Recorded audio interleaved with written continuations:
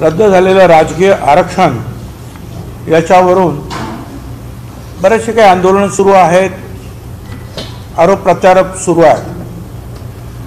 इतिहास म्हणून सांगतो,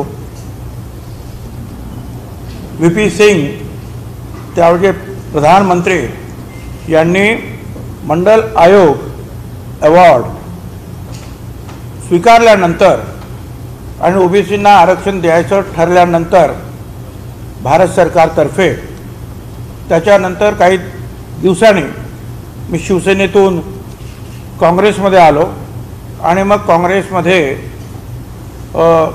पवारसाहेब मुख्यमंत्री असताना 94 साली जालन्याला समता परिषदेची एक मोठी रॅली झाली. त्याच्यामध्ये विलासराव देशमुखांपासून सगळे पवारसाहेब वगैरे सगळे हजर होते आणि एकच मागणी झाली की मंडल आयोग महाराष्ट्रामध्ये ताबडतोब लागू करा.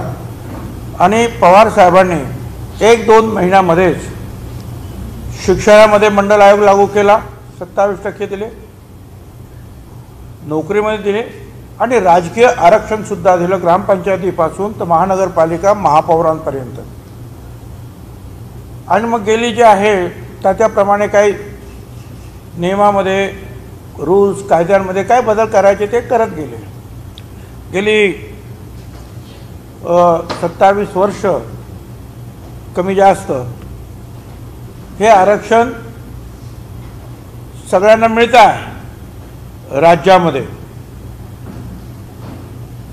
आणि हे आरक्षण व्ही.पी. सिंग यांनी जाहीर केल्यानंतर देशामध्ये हे आरक्षण लागू करणारं महाराष्ट्र हे पहिलं राज्य आणि पवारसाहेब हे पहिले मुख्यमंत्री. आता त्यानंतर जे आहे 2010 मध्ये एक केस झाली आणि ती केस के. कृष्णमूर्ती म्हणून प्रसिद्ध आहे. 5 सुप्रीम कोर्टाच्या जजेस त्यांच्या बेंच समोर ती केस होती. आता हे जे आरक्षण जे आहे हे आपण लागू केलं होतं. राजीव गांधी आणि नरसिंहराव यांनी केलेले 73 आणि 74 जी घटना दुरुस्ती झाली आणि नंतर जे आहे अवॉर्ड ॲक्सेप्ट करण्यात आला होता आणि पवारसाहेबांच्या नेतृत्वाखाली हे मिळालं. तर 5 न्यायमूर्तीच्या घटनापीठाचा के. कृष्णमूर्ती हा निकाल आला आणि त्याच्यामध्ये त्यांनी ट्रिपल टेस्टचा आदेश दिला. त्रिसूत्री. ती त्रिसूत्री काय आहे ते सुद्धा मी तुम्हाला सगळे कागद देणार आहे, परंतु जे आपण अगोदर समजून घेतलं पाहिजे की काय काय आहे. ह्या त्रिसूत्रीमध्ये आहे की ओबीसीचं आरक्षण मंजूर, परंतु त्यांचा डाटा गोळा करायला पाहिजे आणि तो डाटा गोळा करायचा असेल आयोग निर्माण करून इम्पिरिकल डाटा गोळा करा. नंबर 1. नंबर 2, त्या ब्लॉकमध्ये शेड्यूल कास्ट आणि शेड्यूल ट्राईब यांना त्यांच्या संख्येच्या प्रमाणामध्ये आरक्षण द्यायचं आणि नंतर जे उरेल, समजा त्यांना 40% देऊन झालं तर 10%, 45 देऊन टाकलं तर 5%, 20% जर त्यांना वाट्याला आलं तर 30%. उरलेलं आरक्षण जे आहे हे ओबीसींना देण्यात यावं. आणि तिसरी टेस्ट होती, हे सगळं देताना 50%च्या वरती जाता कामा नये, ही तिसरी टेस्ट. आता हा निकाल त्यांचा आला, आम्हाला लक्षात आला. त्यावेळेला समीर भुजबळ खासदार होते, त्यांच्याही लक्षात आलं की असं असं आहे. आणि मग समता परिषदेच्या माध्यमातून ते सुप्रीम कोर्टात गेले आणि सुप्रीम कोर्टामध्ये त्यांनी सांगितलं की आता जी दशवार्षिक जनगणना होणार आहे सेन्सस कमिशनरकडून देशाची, त्याच्यामध्ये ओबीसीचा जनगणना करा असा सुप्रीम कोर्टाने केंद्राला डायरेक्शन द्यावे, सांगावं किंवा द्या, त्याची त्या तुमच्या जनगणनेमध्ये सहभागी करा. ती केस चालू झाली. दरम्यानच्या काळामध्ये एक अशासकीय ठराव समीर भुजबळ यांनी तयार केला आणि आम्ही मग ते सगळं अर्थात दिल्लीमध्ये सगळ्यांना लॉबिंग केलं.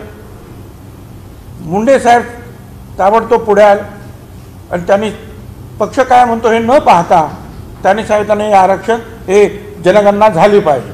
त्यांचे शब्द होते की शहरी मेंढ्यांचे होते तर आमचं का होत नाही, आमची जनगणना करा. 100पेक्षा जास्त खासदारांचा एक दबाव गट निर्माण झाला. पवार साहेबांच्या ते अर्थ पवार साहेब त्याच्यावर लक्ष ठेवून होते आणि पवार साहेबांनी जो आहे केंद्रीय मंत्रिमंडळामध्ये ओबीसी जनगणनेचा आग्रह धरला. मंत्रिमंडळात त्यावेळेला पवार साहेब होते आणि मग लोकसभेत येऊन प्रणब मुखर्जी यांनी जाहीर केलं की आम्ही जनगणना करतो आणि एकमुखानं लोकसभेमध्ये त्याला मंजुरात देण्यात आले. मात्र ही जनगणना जी आहे ही नेहमीची जनगणना जे करतात सेन्सस कमिशनर, जनगणना आयुक्त, ज्यांना अधिकार आहे, म्हणजे चुकीची माहिती जर तुम्ही दिली तुमची तर त्याला सजा आहे, दंड आहे, तिथून न करता ती वेगळी त्यांनी केली आणि ही जनगणना जी आहे ओबीसीची ती ग्रामविकास खात्याच्या माध्यमातून केली. ती जनगणना ताबडतोब आमच्या लक्षात आली असती, कारण तो पब्लिक डोमेनमध्ये ते आहे, सगळ्यांना माहिती आहे किती कोण आहेत ते, पण त्यांनी ती RDDच्या माध्यमातून केली आणि तो RDDच्या माध्यमातून हा सगळा एम्पिरिकल डाटा जो आहे हा गावामध्ये केंद्रीय ग्रामीण विकास आणि शहरामध्ये नागरी विकास खात्यांनी हा डाटा जमा केला. आता हे काम जे आहे 2011 ते साधारणपणे 2014पर्यंत ते चाललं. आता 2014ला जो काही डाटा आला त्यावेळेस मोदी साहेबांचं सरकार आणि मग दरम्यानच्या काळामध्ये 2017मध्ये कोर्टामध्ये गेलं कोणी आणि ही जी काय ओबीसीचं आरक्षण जे आहे हे 50%च्या वरती होता कामाने काही ठिकाणी ते होतं 4-5 जिल्ह्यांमध्ये आणि त्याचबरोबर ट्रिपल टेस्टने ते आहे दिलं गेलं नाही म्हणून काही गोष्टी मांडण्यात आल्या. 2 वर्षानंतर केस फडणवीस साहेबांच्या काळात 17 साली दाखल करण्यात आली. 2019मध्ये हे त्यांनी ताबडतोब घाईघाईने जे आहे ठरवलं की आपल्याला काहीतरी करायला पाहिजे आणि नंतर त्यांनी जे एक अध्यादेश काढला. त्या अध्यादेशाला खरं म्हणजे फार थातुरमातुर अध्यादेश, कारण त्याच्यामध्ये जी मगाशी मी ट्रिपल टेस्ट सांगितली ती झाल्याशिवाय तो अध्यादेशाचा काहीच उपयोग होणार नव्हता. हा अध्यादेश पण मी जोडलेला आहे ज्याच्यामध्ये म्हटलेलं आहे की ओबीसीच्या संख्येच्या प्रमाणात देऊ. या अध्यादेशाची कॉपी तुमच्याकडे येईल, देतो. आता जनगणना त्यांच्याकडे नाही, संख्याच नाही, मग करणार काय? आणि मग हा 31 जुलैला आदेश काढला आणि त्यानंतर ताबडतोब खरं म्हणजे अध्यादेश काढल्यानंतर 4 महिने फडणवीस साहेबांचं सरकार होतं. विशेष अधिवेशन बोलून कायद्यात रूपांतर करता आलं असतं. 5 वर्षात फडणवीसांनी 15 अधिवेशनं घेतली. 31 जुलैला 19ला अध्यादेश काढण्याऐवजी 1 दिवसाचं विशेष अधिवेशन बोलवून ओबीसी आरक्षणाचा कायदा करता आला असता, ते काही केलं नाही. परंतु हे जरी केलं असतं तरी तो कायदा टिकत नाही, कारण त्याच्यामध्ये ट्रिपल टेस्टचा जो आहे भाग लक्षात घेतलेला नाही. के कृष्णमूर्तीच्या निकाल 5 न्यायाधीशांचा तो जो त्याप्रमाणे हे काही झालं नाही आणि मग ताबडतोब कधी अध्यादेश म्हणतोय की लोकसंख्याच्या आधारे ओबीसीचं आरक्षण देणार आणि सरकार लोकसंख्या म्हणजे एम्पिरिकल डाटा सरकारकडे नाही म्हणून त्यांनी केंद्राकडे मागितलं आणि केंद्राने मिळालं नाही आणि स्वतःही 5 वर्षात तो जमा केला नाही आणि शेवटी जे आहे हा दुर्दैवी निकाल आला. मी तुम्हाला जे देणार आहे त्याच्यामध्ये हा अध्यादेश जोडलेला आहे. शेवटच्या सेकंड लास्ट पॅरेग्राफमध्ये तुम्हाला दिसेल की त्याच्यामध्ये संख्येच्या प्रमाणात देऊ म्हणून सांगितलं. हे त्यांनी, आणि ट्रिपल टेस्ट म्हणजे काय हे सुद्धा आम्ही तुम्हाला सांगितलेलं आहे. 31 जुलैला हा अध्यादेश झाल्याबरोबर 1 ऑगस्टला दुसऱ्या दिवशी फडणवीस साहेबांनी जे आहे पत्र लिहिले नीती आयोगाला की आम्हाला हे सगळं जे आहे ताबडतोब पाहिजे आहे. Therefore, I request you to kindly direct the concerned officials to share the whole unit level data of Maharashtra containing only geographical caste category, caste name असं जे आहे त्यांनी म्हटलं, म्हणजे डाटा हा आमच्याकडे द्या असं त्यांनी दुसऱ्या दिवशी ताबडतोब नीती आयोगाचे राजीव कुमार व्हाईस चेअरमन यांना लिहिलं. ताबडतोब नंतर 24 सप्टेंबरला सेक्रेटरी असीम गुप्ता यांनी joint secretary ministry of social justice यांना पत्र लिहिलं की हा डाटा तुमच्याकडे आहे, तुम्ही द्या. कारण रजिस्ट्रार जनरल जो आहे सेन्सस कमिशनचे रजिस्ट्रार जनरल त्यांना सुद्धा त्यांनी लिहिलं की हा डाटा तुम्ही आम्हाला द्या. पण रजिस्ट्रार जनरलने सांगितलं की हा डाटा जो आहे त्याने असं म्हटलं की द SECC म्हणजे social economic census caste census data excluding the religion and caste data has been finalised and published by MORD and MOHUPA in 2016. The raw caste data has been handed over by this office to the Minister of Social Justice and Empowerment, who is the nodal ministry for this work. The MOS J&E has informed an expert group has formed the expert group of classification and categorization of caste data and in consultation with the Ministry of Tribal Affairs वगैरे. म्हणजे त्यांचं म्हणणं आम्ही ते social जस्टिसकडे दिलं. Social ह्या सेक्रेटरीनी Vivek Joshi registrar of जनरलला परत लिहिलं की आम्हाला हा डाटा द्या. त्याने सांगितलं ते सोशल जस्टिसकडे दिलेलं आहे.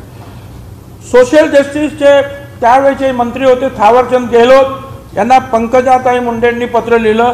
काय लिहिलं? I therefore request you to kindly direct the concerned official to share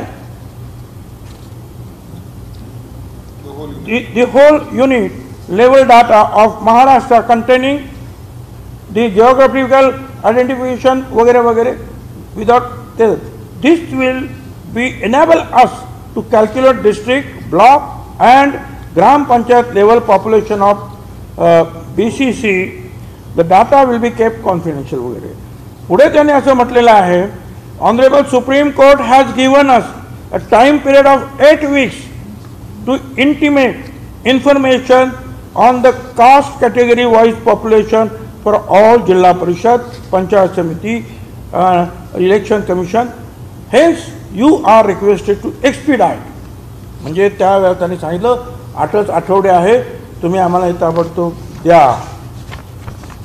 पंकजाताईंनी Ramdas आठवलेंना पण ते पत्र लिहिलं, कारण ते राज्यमंत्री होते. हे सगळे पत्र तुम्हाला मिळणार आहे. त्याच्यानंतर इथे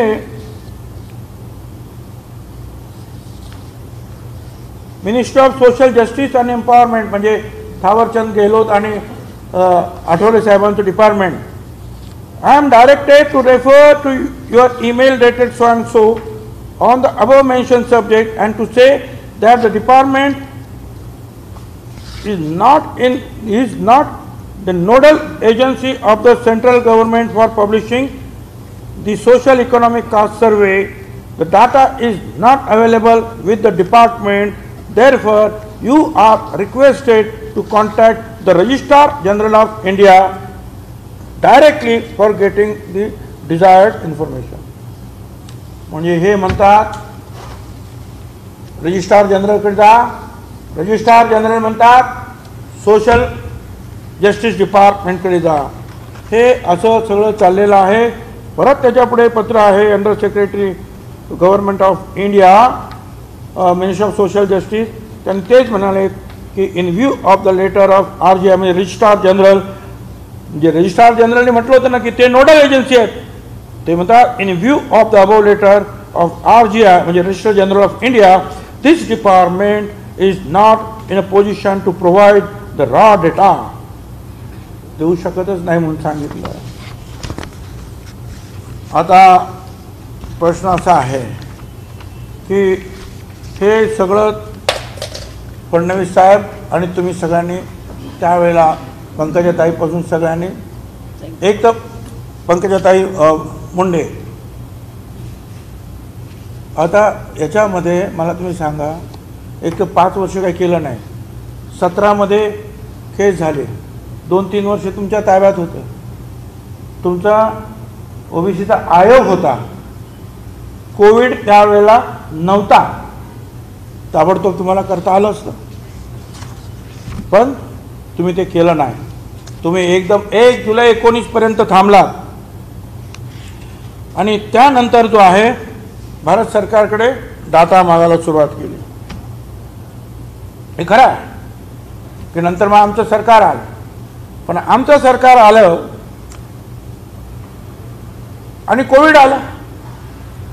मला सांगा, या कोविडच्या परिस्थितीमध्ये डाटा गोळा करणं शक्य होतं? लॉकडाऊन चालू आहे, आज सुद्धा ते शक्य नाही, आज सुद्धा ते शक्य नाही. आणि म्हणूनच भारत सरकारचा जो नेहमीची जी जनगणना आहे ती सुद्धा अजून सुरू झाली नाही, कारण गावागावामध्ये लोक जाऊ शकत नाही आणि डाटा गोळा करून आणू शकत नाही. त्यामुळे हा डाटा जो आहे भारत सरकारकडे जो तयार आहे तो आम्हाला द्यावा अशी विनंती फडणवीस साहेबांनी पण केली. आम्ही कोर्टाला सांगितलं की तो डाटा त्यांच्याकडे मागा. कोर्टाने सांगितलं तुम्ही आणि केंद्र सरकार पाहून घ्या, डाटाशिवाय तुम्हाला पुढे जाता येत नाही. आता या डाटा नसल्यामुळे जर निवडणुका जर झाल्या सगळ्या, तर जवळजवळ 55,000 ते 56,000 ओबीसी ग्रामपंचायतीपासून जिल्हा परिषद आणि महापौरांपर्यंत ह्या जागा त्याच्यावर बाधित होणार आहे. आणि हे लक्षात घ्या, ओबीसी म्हणजे कोण आहे? VJNT म्हणजे विमुक्त जाती, भटक्या जमाती आणि ओबीसी अबकड सगळे जो वर्ग, हे सगळे ओबीसी आहे. असं काही समजू नका की फक्त 2-3 जाती मोठ्या आहेत. हे सगळ्या जवळजवळ 450-500 जाती आहेत. या सगळ्यांना मिळणारं जे आरक्षण होतं, राजकीय आरक्षण, हे जे आहे त्याच्यावर आज बाधा निर्माण झालेली आहे. आमचं म्हणणं असं आहे की आम्ही एक ठरवलं आहे की म्हणजे मुख्यमंत्री, उपमुख्यमंत्री आणि इतर सगळे जे आहेत, अशोक चव्हाण वगैरे सगळे तिथे गेले. मोदी साहेबांना भेटल्यानंतर त्यांनी ही बाजू मांडली. त्यांना सुद्धा कल्पना नव्हती, कारण हा निकाल देशाला लागू झाला, अजून इतर राज्यांना त्याची कल्पना नाही, पण हा लॉ ऑफ द लँड झाला हा निकाल. कारण 3 जजेसचं बेंच यांनी तो निकाल दिला. त्याच्यामुळे बिहार, उत्तर प्रदेश, मध्य प्रदेश, राजस्थान, जिथे जिथे हे आरक्षण आहे तिथे तिथे ते बाधित होणार आहे. त्यामुळे एकट्या महाराष्ट्राचा प्रश्न नाही, हा देशाचा प्रश्न आहे. मोदी साहेबांनी ते मांडण्यात आल्यानंतर त्यांना सुद्धा नाही म्हटलं तर आश्चर्य वाटलं असं सांगतात मुख्यमंत्री वगैरे. आता प्रश्न असा आहे की आम्ही पुन्हा सुप्रीम कोर्टात जाणार फक्त एकच गोष्ट घेऊन की हा डाटा आम्हाला द्यावा, अशा प्रकारे सुप्रीम कोर्टानं भारत सरकारला सांगावं. भारत सरकारला सांगावं की हा डाटा त्यांना द्या. याचं कारण आमच्या निवडणुका पुढे आल्या, जवळ आल्या, सुरू झाल्या काही, आणि सुप्रीम कोर्टाने सांगितलं डाटा असल्याशिवाय आरक्षण नाही. त्यामुळे या सगळ्या गोष्टी बाधित होत आहेत. मग इलेक्शन पुढे तरी ढकला, किंवा हा निर्णय जो आहे हा 2-4 वर्षाकरता तहकूब करा, तोपर्यंत कोविड गेल्यानंतर आम्ही हा डाटा गोळा करून देऊ. नाहीपेक्षा जर केंद्रांकडून तो आला ताबडतोब, तर आजच तो प्रश्न 8 दिवसामध्ये सुटकीसारखा तो प्रश्न सुटणार आहे. त्यामुळे आमचं म्हणणं असं आहे की केंद्रानं हा डाटा द्यावा. आता या बाबतीमध्ये दुर्दैव असं आहे की आमच्या विरुद्ध BJPचं काही लोक जे आहेत आरोप करतायत. मला त्यांचं सांगणं आहे की मी तुमच्या त्या आंदोलनाचं स्वागत करतो की ओबीसीसाठी तुम्ही आंदोलन करा, स्वागत करतोय. मागण्या तुम्ही मांडताय, मांडा, आम्ही तुमचं स्वागत करतो. पण आरोप मी काय हे सगळं काय बोलणार नव्हतं. मी पहिल्या दिवशीच तुम्हाला सांगितलं की मी त्यांचं स्वागत करतोय. त्यांच्या ज्या दिवशी त्यांचे आंदोलन झालं त्या दिवशी मी हे सुद्धा सांगितलं की मी फडणवीस साहेबांना फोन करून सांगितलं की हा देशाचा प्रश्न आहे, तुम्ही आम्हाला मदत केली पाहिजे, तुम्ही मोदी साहेबांशी बोललं पाहिजे. आमचं तर म्हणणं असं की चला तुम्ही नेतृत्व करा, आम्ही तुमच्या नेतृत्वाखाली येतो मोदी साहेबांकडे. घ्या हा डाटा. तुम्हाला ओबीसीची काळजी आहे, आम्हालाही ओबीसीची काळजी आहे. पण तुम्ही जे त्यावेळेला करू शकलात नाही 5 वर्षामध्ये, वेळ असताना आणि आयोग असताना, ते आम्ही आता आज कोविड चालू असताना आणि परत भारत सरकारनं आणखी कळवलं की हा तुमचा जो डेल्टा प्लस व्हेरियंट नवीन आलेला आहे आणि अतिशय धोकादायक आहे, अशा प्रकारचे जे आहेत ॲडवायझरीज कालच महाराष्ट्र सरकारला भारत सरकारने पाठवलं. त्या निवडणूक घ्यायच्या तरी कशा आता, आणि घेतल्या तरी आरक्षण आम्हाला मिळणार तरी कसं. आणि म्हणून माझी विनंती आहे की ठीक आहे, माझ्या विरोधात आता काय नाव ते बावनकुळे, पंकजाताई, आता चांगली गोष्ट आहे. बीजेपीनं ओबीसी लीडर्स जे आहेत ते आता पुढे केलेले आहेत, ते बोलत आहेत. जरी त्यांच्यावर अन्याय जरी झाला, तिकडं द्या, नका देऊ, अमुक तमुक ह्याचं आता त्याच्यात मी जात नाही, तरीसुद्धा आज त्यांना बीजेपीने पुढे केलेली आहे, चांगली गोष्ट आहे. मी सगळ्यांचं स्वागत करतो आणि त्यांना सांगतो बोला, परंतु आरोप करताना माझ्यावर हे कागद जे आहेत ही काही खोटी बोलत नाहीत. आणि जनतेला सुद्धा माहिती आहे की कोणी कुणाच्या घरात जाऊन आज डाटा गोळा करू शकत नाही. मागच्या वर्षी तर लॉकडाऊन होताच, मागच्या वर्षीसुद्धा ही गोष्ट शक्य नव्हती, आणि जेव्हा शक्य होती त्यावेळेला तुम्ही ती केली नाही. आता प्रश्न तुम्ही नक्की विचारा, मग आता या निवडणुका लागल्या त्याचं काय. आता निवडणुकीमध्ये लागल्या त्याच्याबद्दल काल मंत्रिमंडळामध्ये चर्चा झाली किंवा आरोग्य खात्याने आमच्यासमोर प्रेझेंटेशन दिलं. डेल्टा प्लस व्हेरियंट जो आहे तो महाराष्ट्रात सुरू झाला जोरात, त्याच्यापासून काळजी घ्या. परत जी संख्या रुग्णांची कमी होती ती आता परत थांबलेली आहे. नाशिकमध्ये आजच मी मीटिंग घेतली VCवर, ते म्हणाले थांबले असं नाही, परत 100-200 वाढायला लागले. आता या अशा परिस्थितीमध्ये सगळ्या मंत्रिमंडळ किंवा निवडणूक होणार कशा आहेत. बंगालमध्ये निवडणूक झाली, तिथे करोना वाढला. परत सुप्रीम कोर्टासहित सगळ्यांनी अनेक लोकांनी त्याच्यावर बोट ठेवलं. आणि आता ह्या निवडणुका कशा घ्यायच्या. त्यावेळेला जे आहे कुंटे साहेब म्हणाले की बा आम्हाला काय विचारण्यात आलं नाही, आणि ही निवडणूक घेणार कशी काय, कोण घेणार, आणि त्याच्यातून करोना वाढला तर करायचं काय. त्याच्या अगोदर त्यांचे काही वर्ग घ्यायचे असतात, कशासाठी निवडणुका घ्या, काय करा वगैरे वगैरे अनेक गोष्टी आहेत, प्रचार कसा करणार, त्या अनेक गोष्टींमध्ये आज निवडणुका घेता येणं शक्य आहे का याचा विचार आम्ही सांगितलं तुम्ही करा. आणि त्याप्रमाणे ते बोलतात इलेक्शन कमिशन बरोबर. माझं म्हणणं एवढंच आहे की पुन्हा एकदा की सर्व पक्षांनी आपण एकत्र येऊन हा ओबीसीचा लढा लढला पाहिजे. ओबीसीचं आरक्षण मिळालेलं जे आहे, चाललेलं आहे, ओबीसीचं आरक्षण सगळ्या कोर्टाने, सुरुवातीला 9 न्यायाधीशाच्या बेंचने, नंतर के कृष्णमूर्तीच्या वेळेला 5 न्यायाधीशाच्या बेंचने, आणि सध्याच्या खानोलकर साहेबांच्या 3 जजेसच्या बेंचने मान्य केलं की आरक्षण मिळालं पाहिजे. फक्त त्यांनी सांगितलं हा ट्रिपल टेस्ट जे आहे त्याच्यातून तुम्ही जा, म्हणजे जनगणना वगैरे जे काय करायचं एम्पिरिकल डाटा वगैरे. तर आरक्षण रद्द झालं असं नाही, त्यांनी सांगितलं की हा डाटा द्या. आणि म्हणून डाटा गोळा होईपर्यंत जे आहे आमचं म्हणणं असं आहे की ओबीसीचं नुकसान होऊ नये म्हणून या निवडणुका थांबल्या तरी पाहिजे, किंवा सुप्रीम कोर्टाच्या आदेशाला थोडंसं आणखीन काही वर्षासाठी, 1-2 वर्षांसाठी परिस्थिती बदलेपर्यंत थांबवला गेला पाहिजे, स्टे आला पाहिजे. धन्यवाद. आता वाटूया तुम्हाला, आम्ही हे सगळं वाटतो, पटदिशी वाटा सगळ्यांनी एक एक एक, म्हणजे तुम्हाला काय विचारायचं असेल तर विचारूच शकता. आवाज न करता वागता आलं तर फार बरं होईल. 2-4 लोकांना घेऊन 2-4 मिनिटांमध्ये वागता येईल.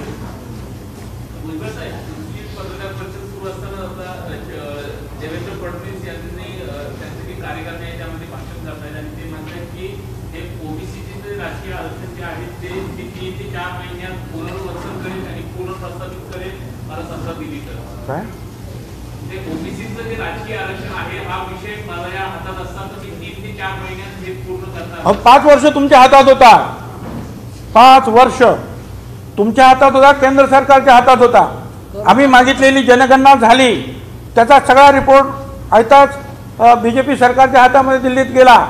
2017ला केस झाल्यानंतर तुम्ही काहीच केलं नाही. तुम्हाला कल्पना होती की हा के कृष्णमूर्ती ट्रिपल टेस्ट जे आहे टेस्ट लागू होते आहे, आपल्याला तिकडून डाटा मिळव, आणि म्हणून तुम्ही डाटा मिळवण्याचा प्रयत्न केला, त्याबद्दल धन्यवाद. परंतु केंद्राने तुम्हाला डाटा तो दिला नाही, आणि केंद्राने तो डाटा दिला नाही. अगोदर तुम्ही जर त्याच्यावर हालचाल केली असती, तुमच्याकडे आयोग होता ना, ताबडतोब 2 महिन्यामध्ये करायचं होतं ना, त्यावेळेला केलं नाही. आणि आता तुम्ही म्हणता की माझ्या हातात त्या 4 महिन्यात करतो. माझं म्हणणं आहे की 4 महिन्यात नाही, तुम्ही 4 दिवसात करू शकता. चला मोदी साहेबांकडे घेऊन या डाटा, आम्ही येतो तुमच्याबरोबर. 4 महिने कशाला पाहिजे तुम्हाला? 4 दिवसात हा डाटा आला, प्रश्न मिटला. एक भाजपने दुसरं सुद्धा असं म्हटलंय की ओपनच्या जागांवरती आम्ही ओबीसी उमेदवार तो भाग वेगळा आहे. आमचं म्हणणं आहे की इलेक्शनच थांबवा, असं माझं म्हणणं आहे. इलेक्शन झाल्यानंतर मग काय करायचं व्हायचं झालं तर काय करायचं तो पक्ष आमचा निर्णय, आम्ही निर्णय घेऊ ना. पण त्यापेक्षा तुम्ही आता जर आलात ताबडतोब, अगदी उद्या आज डाटा काय किती आहे तयारच आहे सगळं, त्याने तो दिला की आपलं काम सुरू. नाही, 2 गोष्टी. एक तर तो डाटा ताबडतोब मिळाला पाहिजे, जो 1 दिवसात सुद्धा मिळू शकतो. फडणवीस साहेबांना त्यांनी पत्र पाठवलेली आहेत, त्याच्यासाठी तर पत्र पाठवली. ही पत्र कशासाठी पाठवली तुम्हाला देतो, दिली आहेत ती. मग माझं म्हणणं असं आहे की 2 मार्ग. काय आम्हाला मार्ग आहे? त्यांच्याकडून डाटा घेणं किंवा सुप्रीम कोर्टाला सांगणं की तुम्ही त्याप्रमाणे भारत सरकारला सांगा, आदेश द्या की यांची जी अडचण निर्माण झालेली आहे, हा डाटा हे काही यात राष्ट्रीय संपत्ती झाली, याच्यात लपवण्यासारखं काय? पब्लिक डोमेनमध्ये द्या ना तुम्ही, किती काय असेल. तर ते नाही झालं तर आम्ही सुप्रीम कोर्टात विनंती करणार आहोत की त्यांना सांगा आम्हाला डाटा द्या, किंवा मग तोपर्यंत जे आहे आम्ही जरा कोविड दूर होईपर्यंत हे इम्पिरिकल डाटा आम्ही गोळा करू शकत नाही, भारत सरकार करू शकत नाही जनगणना, तर आम्ही कसं काय करणार आहोत? आम्हाला वेळ द्या.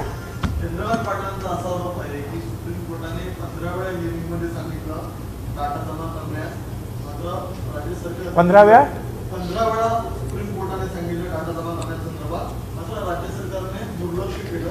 ते दुर्लक्ष केल्यामुळे असा निर्णय घ्यावा लागला. हो, बरोबर आहे त्यांचं म्हणणं. 15 वेळा सांगितलं असेल, त्याच्यामध्ये प्रयत्न केले ना. आमच्या देवेंद्र फडणवीसांनी प्रयत्न केले, असीम गुप्तांनी प्रयत्न केले, पंकजाताई मुंडे साहेबांनी प्रयत्न केले ना. असं थोडंच आहे. आम्ही ते गेल्यानंतर आम्ही कोर्टाला सांगितलं की आम्ही हे प्रयत्न सरकारनं केलेलेच आहे, तुम्ही त्यांना सांगा. प्रयत्न केले ना, असे थोडेच आहेत. आणि आज तो डाटा मागच्या वर्षी 1 नाही 2 नाही 4 वेळा त्यांनी सांगितलं, कसा काय डाटा गोळा करणार होतो आपण?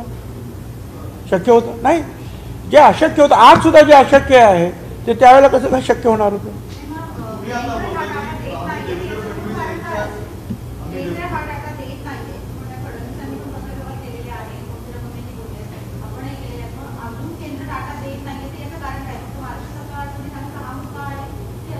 नाही, त्यांच्या लक्षात येते की नाही काय माहिती. हा डाटा जर मिळाला नाही तर सगळ्या देशातील ओबीसीचं आरक्षण जे आहे, राजकीय आरक्षण, हे धोक्यात आलं ना. हे त्यांच्या लक्षात कोणीतरी आणून द्यायला पाहिजे. तसं ते मुख्यमंत्र्यांनी आमच्या सांगितलं त्यांना की माझ्या देशाला लागू झाला आता कायदा. त्यामुळे या बाबतीमध्ये मी फडणवीस साहेबांना स्वतः सांगितलं की तुम्ही ताबडतोब याच्यामध्ये पावलं उचला, कारण तुमच्या राज्यांना, तुमच्या पण सगळ्या ओबीसी जे आहेत तुमच्याबरोबर असलेले सगळ्यांना हा कायदा लागू झाला आता. हे ट्रिपल टेस्टचा आणि सगळा जो आता खानविलकर साहेबांनी जे सांगितलं तोपर्यंत हे सगळं थांबणार आहे. आणि म्हणून मी सांगितलं ताबडतोबीचा उपाय काय, तर त्यांच्याकडून केंद्रातून डाटा घेणं किंवा मग थोडा वेळ देणं. सर तुम्ही म्हटलं की देवेंद्र फडणवीस यांनी मध्यस्थी करावी, आम्ही त्यांच्या नेतृत्वामध्ये हो जायला तयार आहे. तर तुम्ही स्वतः देवेंद्र फडणवीसांना भेटायला जाणार आहात का? किंवा भेटायला मी फोन केला ना काय, आणि त्यांचं नुसतं मी भेटायला गेल्यानंतर ते येणार असतील तर मी रोज सकाळी जाऊन बसायला तयार आहे त्यांच्यावर. मला ओबीसीचं जे आरक्षण टिकवायचं आहे, संपला विषय. आणि या बाबतीमध्ये त्यांचं नेतृत्व मान्य आहे, ते म्हणाल त्यावेळेला मी जायला तयार आहे.